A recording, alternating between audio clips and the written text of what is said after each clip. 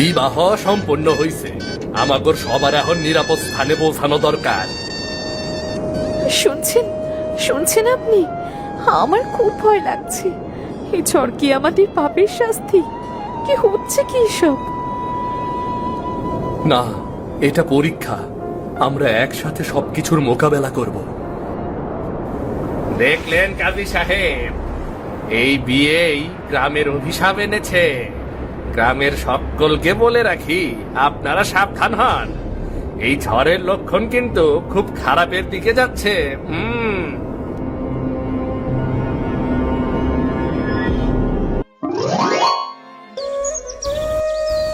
ভাই সব, আজ এই পঞ্চায়েতে আমরা দুই পরিবারের মধ্যে সম্পর্ক বাড়াতে চাই। বড় আর মেঘলার বিয়ে হোক, এটাই সৃষ্টিকর্তার ইচ্ছা হয়তো।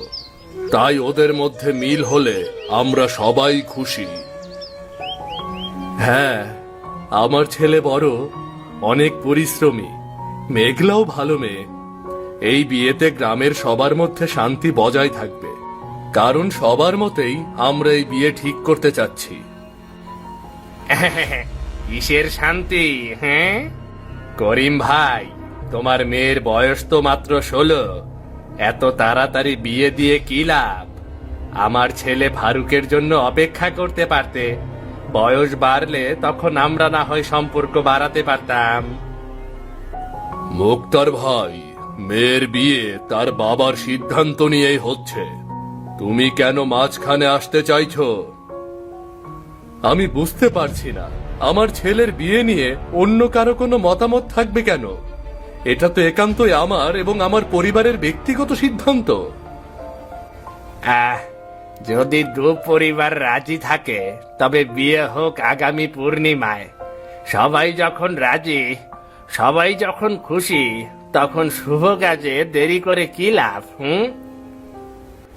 ওদের শান্তি আমি ভেঙে দেব রে, দেখে নিও। আমার সাথে বেইমানি? কেমন বেইমানি? আপনারে বা আপনার পোলারে কেউ তো কথা দিছিল না যে মেঘলা বড় হইলে আপনার পোলার সাথে বিয়ে হইব। কথা কি দিছিল? কথা দেয়নি, কিন্তু এটাও বেইমানি। আমার কথা না রাখাটাও একটা বেইমানি। আমি দেখে ছাড়বো। আমি এত সহজে ছাড়ার পাত্র নই। হ্যাঁ হ্যাঁ।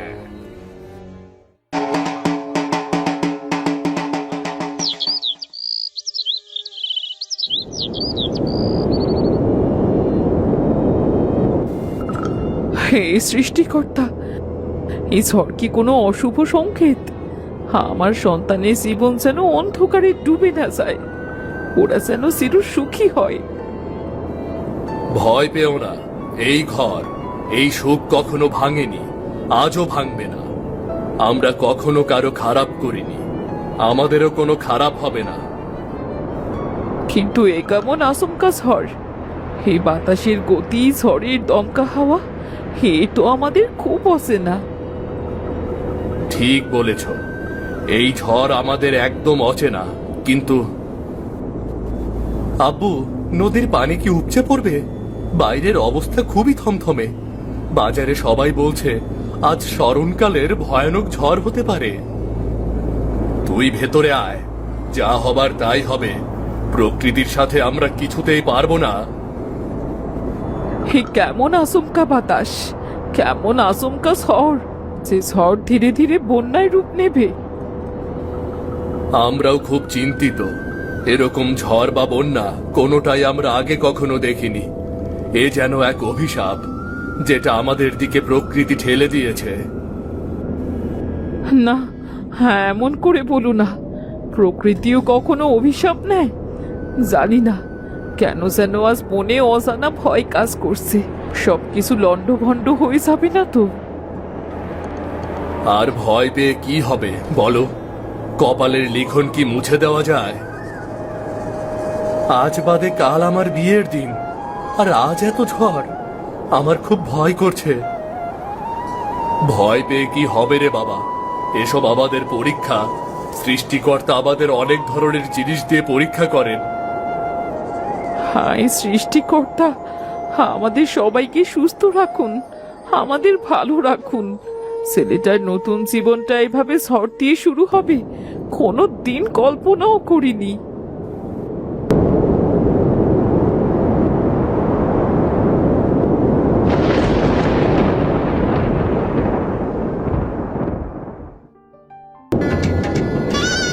বিবাহ সম্পন্ন হইছে, আমাগর সবার এখন নিরাপদ স্থানে পৌঁছানো দরকার। শুনছেন, শুনছেন আপনি? আমার খুব ভয় লাগছে। এই ঝড় কি আমাদের পাপের শাস্তি? কি হচ্ছে কি সব? না, এটা পরীক্ষা। আমরা একসাথে সবকিছুর মোকাবেলা করব। দেখলেন কাজী সাহেব, এই বিয়েই গ্রামের অভিশাপ এনেছে। গ্রামের সকলকে বলে রাখি, আপনারা সাবধান হন। এই ঝড়ের লক্ষণ কিন্তু খুব খারাপের দিকে যাচ্ছে।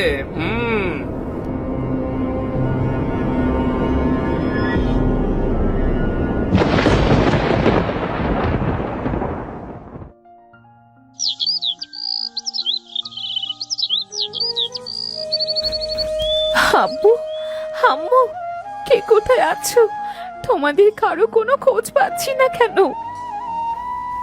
এটা আমাদের রান্নাঘরের হাড়ি, সব শেষ হয়ে গেছে। আমরা দুজন ছাড়া আর আমাদের কেউ নেই। আমরা ওই খুঁটি ধরে আঁকড়ে দিয়েছিলাম, আর সবাই ভেসে গেল। যদি নদী সবকিছু কেড়ে নিয়ে থাকে, তাহলে আমাদের কেউ নিয়ে নিক। আমি আর বাঁচতে চাই না। আমার অশুভ কাজ মানে অশুভ দিন। না, আমরা বেঁচে আছি, একসাথে ঘর বানাবো। তুমি এভাবে ভেঙে পড়লে আমি কিভাবে সামনে এগুবো বলো? কি করে বাঁচবো আমি? আমার মা বাবা, তোমার মা বাবা, আমাদের বাড়ি ঘর সবই তো ভেঙে গেল। জানি না এটা আমাদের জন্য কোন ধরনের পরীক্ষা ছিল, যেটা আমাদের প্রিয়জনদের ভাসিয়ে নিয়ে গেল। এখন আমাদের নতুন করে শুরু করা ছাড়া আর কোনো উপায় নেই।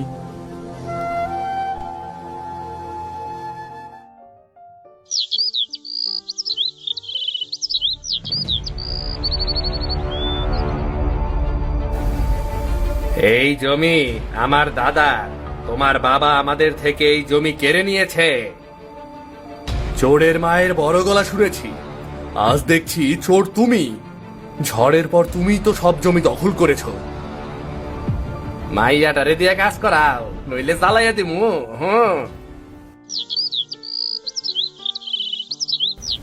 শোনো সবাই, এই দুজনের বিয়ের কারণেই গ্রামে ঝড় এসেছিল। এদের গ্রাম থেকে তাড়াতে সবার সাহায্য প্রয়োজন। এরা এদের দুটি পরিবারের সবগুলো সদস্যকে শেষ করে দিয়েছে।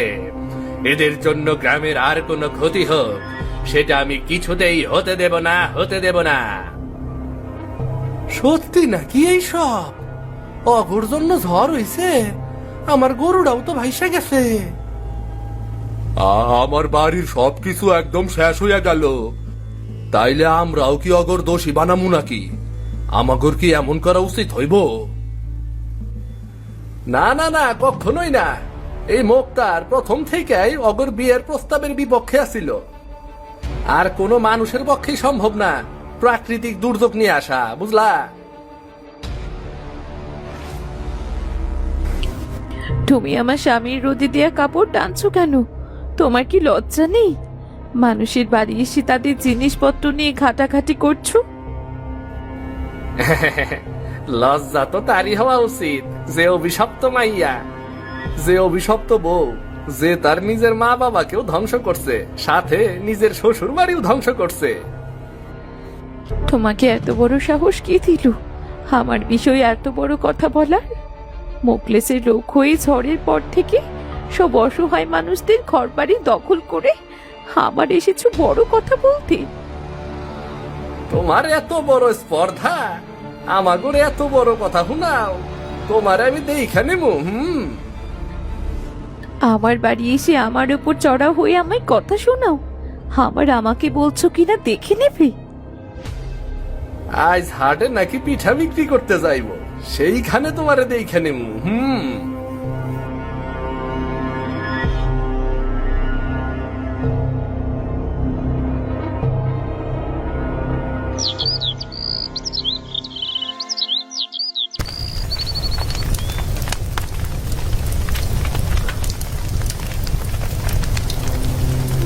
এ কি এত ধোঁয়া? এইসব আগুনের লেলিহান কোত্থেকে এলো? মেঘলা, এদিকে চলে এসো। মুক্তার আমাদের বাড়িতে আগুন লাগিয়ে দিল। এত বড় শয়তান আমি কখনোই দেখিনি। বিনা কারণে মানুষদের কষ্ট দেয়। কি করে বুঝলে তুমি এই মুক্তারের কাজ? আমাদের কোনো শত্রু নেই, একমাত্র মুক্তার, যিনি নিজ থেকে আমাদের শত্রু হয়েছেন। হায় সৃষ্টিকর্তা, এক ঝড় আমাদের জীবনের সব সুখ কেড়ে নিয়েছে।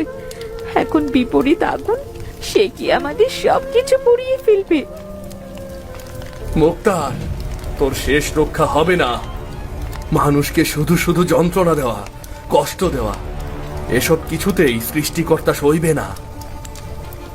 ওই দেখো, ওরা আমাদের মেরে ফেলবে। সাহায্য করো, সবাই আমাদের সাহায্য করো। আমরা আমরা যে শেষ হয়ে গেলাম। বড় ভাই, এ কি সর্বনাশ হলো? মানুষ এভাবে কি করে আরেকজনের ক্ষতি করে? ভয় পেও না, আমরা আছি, একসাথে লড়বো।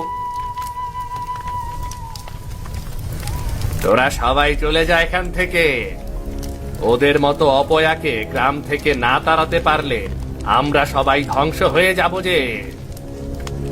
আমার চোখে শুকনা মরিচ মারা, এখন দেখ শরীর পুড়লে কিরকম জ্বলে। রাজু, তুই চুপ কর। আমি এদিকে সবাইকে ওদের বিপক্ষে নিয়ে যাচ্ছি, আর তুই? আরে চুপ করার দরকার নাই। তোমরা একজন মানুষ হইয়া অন্য মানুষের ক্ষতি করতাছ। তোমরা তো মানুষ নামের কলঙ্ক। যদি কেউ এই গ্রাম ছাড়া হয়, তাইলে সেটা তোমরাই হইবা, কইয়া দিলাম। না না না না, আমি ভুল কিছু করিনি। আমি তো সবার ভালোর জন্য এসব করেছি। কেউ আমাকে ভুল বুঝবেন না, কেউ না। আমাগর এখন আপনার কথা শোনার থেকে বেশি জরুরি অগর বাড়ি ঘরের আগুন নেভানো। সইরা যাও সামনে থেকে।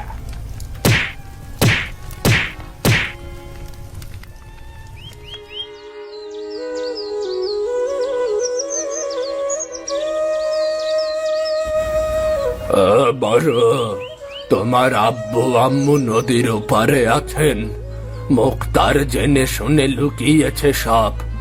তারা অনেকবার এখানে আসতে চেয়েছে, কিন্তু মুক্তার ও তার লোকজন তোমার আব্বু আম্মুকে এখানে আসতে দেয়নি কিছুতেই।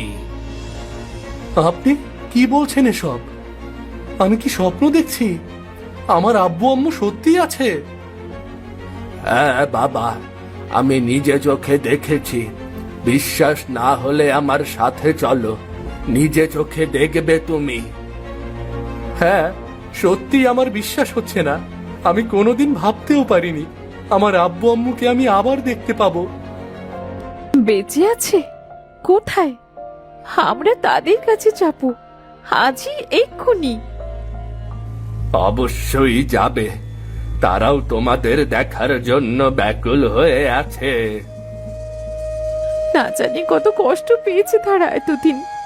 মুক্তারের লোকজন মিলে হয়তো তাদের অনেক কষ্ট দিয়েছে। মানুষ কি করে অন্য মানুষের ক্ষতি চায় আমি বুঝি না। মুক্তার, আজই শেষ করব আমি তোকে। বিনা কারণে তুই আমাদের এত ক্ষতি করেছিস, আমি কিছুই বলিনি। আজ জানলাম তুই আমার মা বাবাকেও ছাড়িসনি। শান্ত হও, এখন মাথা গরমের সময় নয়। মাথা ঠান্ডা রেখে আমাদের সব কাজ করতে হবে। আমাদের মাথার উপর এখন অনেক কাজ। তোমাদের আব্বু আম্মু তোমাদের অনেকবার চিঠি পাঠিয়েছে, কিন্তু তাও তোমাদের কাছে কিছুতেই পৌঁছায়নি। কি নির্মম ভাগ্য! আমি না থাকলে হয়তো কোনোদিন তোমরা জানতেই পারতে না। চাচা, আপনাকে ধন্যবাদ জানানোর ভাষা আমাদের নেই। আপনার কাছে আমরা চিরকৃতজ্ঞ থাকলাম।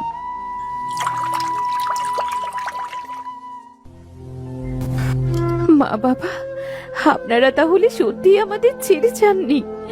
আমরা আপনাদের জন্য কত কেঁদেছি জানেন না আপনারা। এই জীবনে যে তোমাদের ফিরে পাবো সেটা প্রায় স্বপ্ন দেখতাম আমি, কিন্তু বাস্তবে কখনো হবে সেটা ভাবতেও পারিনি। আমি সেটা ভাবতেও পারিনি। বাবা, বাবা আমার, তুমি বড় হয়ে গেছো, আমাদের ছাড়া অনেক দায়িত্ব নিতে শিখে গেছো। আজ তুমি আমাদের উদ্ধার করলে বাবা। তোমার সাহস দেখে গর্ব হচ্ছে। আজ তুমি এত দূর আসতে পেরেছ শুধু তোমার এই সাহসের জোরেই। বাবা, তুমি অনেক বড় হও, অনেক বড় হও।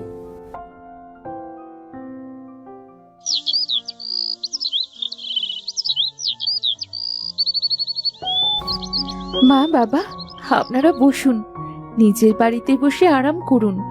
দেখবেন আপনাদের সবকিছু আবার আপনাদের মতন করে সাজিয়েছি, কিন্তু আগের কিছুই ছিল না, একটু একটু করে করেছি। মা, আমরা সবাই ভালো আছি। এর যে খুশির খবর আর কি হতে পারে। শয়তানের নজর আমাদের সংসারের দিকে যেভাবে পড়েছে, আমরা যে এখন পর্যন্ত সুস্থ আছি, ভালো আছি, এটাই তো অনেক। তাহলে চলো এখন নিজেদের জীবনের ওপর অত্যাচারকারীকে কিছু শাস্তি দিয়ে আসি। আমি অন্যায়ের প্রতিবাদ না করে কিছুতেই ছাড়বো না আমি। বাবা, আমরা কোনোভাবেই ওই অত্যাচারীকে ছাড়বো না। অনেক সহ্য করেছি, আর না। এমন কিছু করবেন না যাতে নতুন করে কোনো ঝামেলার সৃষ্টি হয়। আমি আর কোনো ঝামেলা চাই না। আমি কিছুতেই কোনো ঝামেলা সহ্য করতে পারবো না। আপনি শান্ত হয়ে বসুন মা। আজ যদি অন্যায়কারীকে ছেড়ে দিই, তবে কাল আবার সে অন্যায় করবে। কিছুতেই অন্যায়কে ছেড়ে দেয়া যাবে না। অন্যায় যে করে আর অন্যায় যে সহ্য করে, দুজনেই সমান অপরাধী। মেঘলা একদম ঠিক কথা বলেছে মা। তুমি একদম ভয় পাবে না, আমি আছি, আমরা একসাথে আছি। এবার সব ঠিক হবে। তুমি এসব নিয়ে আর ভেবো না। আজ যদি আমরা এই অন্যায়কে প্রশ্রয় দেই, তাহলে এই অত্যাচারী আমাদের জীবন ধ্বংস করে দেবে।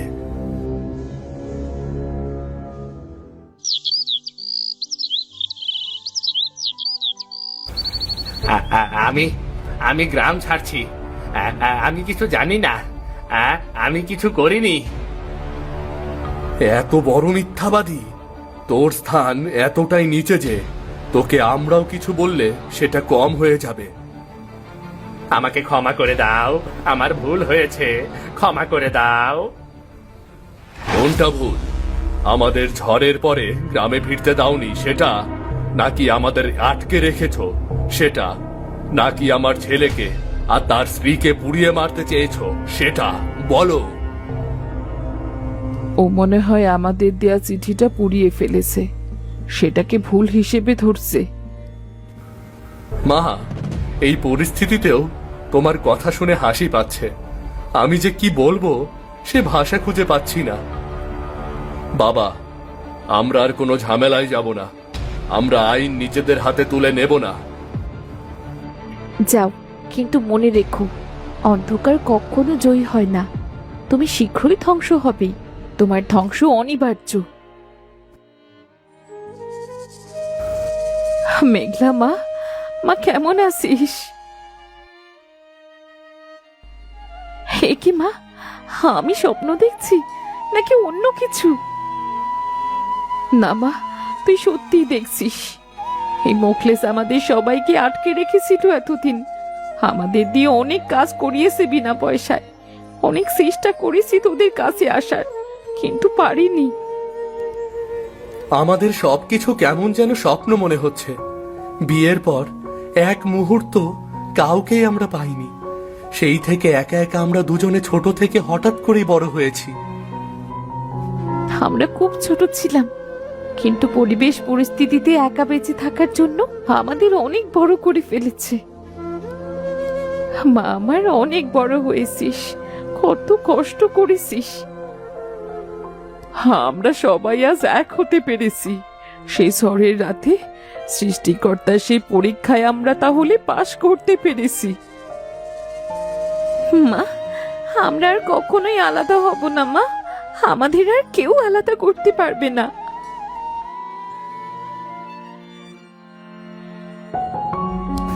এবারের ঝড় আসুক, আমরা আর ভয় পাবো না। আমাদের এই ভয়কে জয় করতে হবে আমাদের একতা দিয়ে।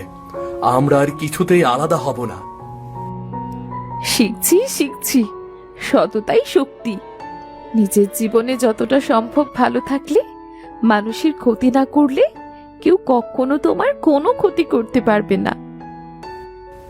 তোমাদের বিয়েই গ্রামের মুক্তির পথ দেখালো। আজ থেকে তোমরা আমাদের গ্রামের সামনের দিনের আলোর পথের দিশারি। আজকের প্রজন্ম, আগামী দিনের ভবিষ্যৎ। আজ আমরা সবাই মিলিত হতে পেরেছি শুধুমাত্র বাবুল চাচার কারণে। বাবুল চাচাকে আমি অন্তরের গভীর থেকে ধন্যবাদ জানাই। মানুষ মানুষের পাশে না থাকলে মানুষ তার মনুষ্যত্ব হারিয়ে ফেলে।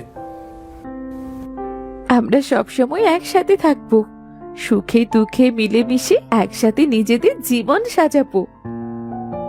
ঝড়ের পর সবাই বুঝতে পারে প্রকৃতির সাথে লড়াই নয়, সহাবস্থানই জীবনের মূল মন্ত্র। একদম ঠিক বলেছ। আমরা এরকম পরিস্থিতির কারণেই আজ এতটা কাছাকাছি এসেছি। আমাদের এই একতা যেন সব সময় থাকে, কেমন?